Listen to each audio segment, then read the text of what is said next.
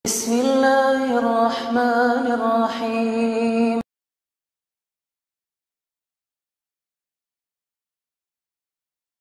Apa hukumnya orang tinggal di negeri non-muslim? Di negeri yang mayoritas mungkin penduduknya bukan orang-orang Islam. Para ulama berbicara bahwasanya disyariatkannya hijrah dari negeri kafir ke negeri muslim itu madiyatun ila qiyamis sa'ah. Itu syariat tetap ada sampai hari kiamat. Seorang berhijrah dari negeri kafir menuju ke negeri yang Islam. Tapi kalau nggak bisa,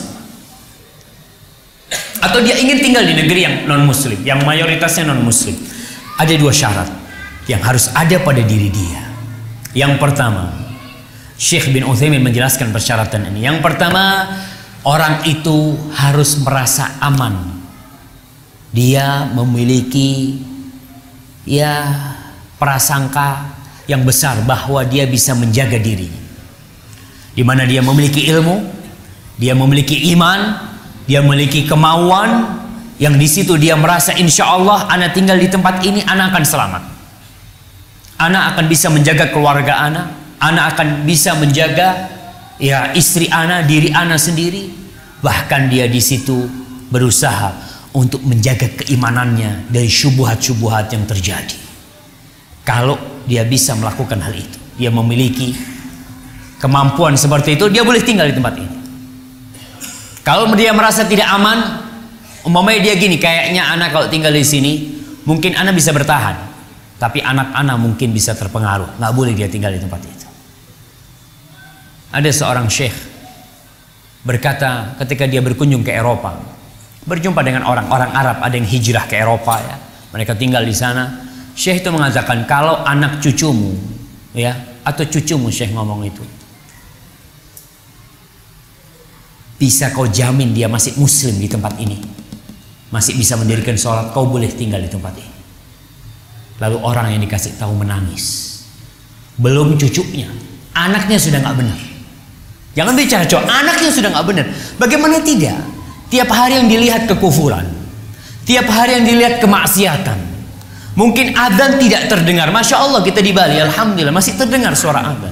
Mungkin ada di tempat-tempat lain kita sama sekali tidak mendengarkan adzan. Tidak pernah melihat orang memakai kerudung. Tidak tampak orang-orang muslim yang kalau kita melihat kita akan merasa ada teman. Kita nggak ada. Subhanallah. Maka kata Syekh, kalau kau bisa menjamin tuh cucumu masih dalam kondisi Islam, kau boleh tinggal di tempat ini. Tapi ternyata jamaah, kebanyakan orang-orang yang tinggal di negeri-negeri kafir, ya kita nggak katakan kebanyakan, adalah di antara mereka yang anaknya sudah na'udzubillah min dzalik. Saya punya teman dari Jamaika. Ketika dia ke Amerika, dia berkunjung ke beberapa kerabat dia. Dia berkunjung, dia tanya, mana anak perawanmu Fulan? Dia punya anak perawan, anak gadis namanya Fulana. Kemana kata dia? Apa kata orang tuanya? Nggak perlu kau berbicara tentang dia lagi. Karena di barat anak kalau sudah umur 18 tahun, orang tua tidak punya, nggak bisa kontrol tuh anak. Orang tuanya bisa memenjarakan bapaknya kalau bapaknya maksa anak. Maka na'udzubillah min dzalik, anaknya jadi pelacur, jadi apa? Orang tua tidak bisa berbuat apa-apa. Karena kondisinya seperti itu, ma'asyiral muslimin rahimakumullah. Itu syarat yang pertama. Syarat yang kedua, dia harus bisa menegakkan agamanya, menunjukkan agamanya, di mana dia bisa melaksanakan sholat berjamaah.